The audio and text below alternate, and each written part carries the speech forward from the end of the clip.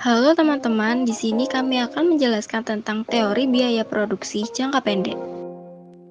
Sebelum itu, perkenalkan, nama saya Nanda Lutfia Cahayome Salva dengan NIM 12223000051 dan teman saya Darin Dewi Nabila dengan NIM 12223000042. Biaya produksi adalah semua pengeluaran yang dilakukan oleh perusahaan untuk memperoleh faktor-faktor produksi dan bahan-bahan mentah yang akan digunakan untuk menciptakan barang-barang yang diproduksikan perusahaan tersebut.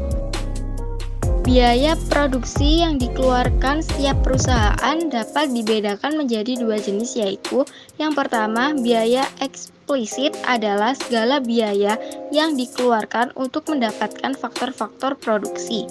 Yang kedua, biaya implisit atau tersembunyi adalah taksiran pengeluaran terhadap faktor-faktor produksi yang dimiliki oleh perusahaan.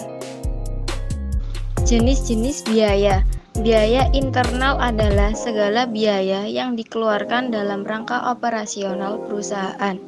Sedangkan biaya eksternal adalah biaya yang seharusnya ditanggung oleh perusahaan sebagai akibat operasional perusahaan yang menimbulkan dampak negatif bagi lingkungan dan sekitarnya.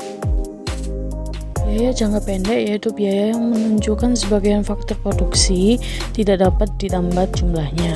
Salah satu faktor produksi bersifat tetap, yang lain berubah. Ada beberapa pengertian biaya dalam jangka pendek. Biaya total dan jenis-jenis biaya. Yang pertama, biaya total atau TC. Keseluruhan jumlah biaya yang dikeluarkan yang terdiri dari biaya tetap atau TFC dan biaya variabel atau TVC. Yang kedua ada biaya tetap total atau TFC. Keseluruhan biaya yang dikeluarkan untuk memperoleh faktor produksi yang tidak dapat ditambah jumlahnya. Biaya yang jumlahnya tidak berubah ketika kuantitas output berubah. Yang ketiga, biaya berubah total atau TVC. Keseluruhan biaya yang dikeluarkan untuk memperoleh faktor produksi yang dapat diubah jumlahnya.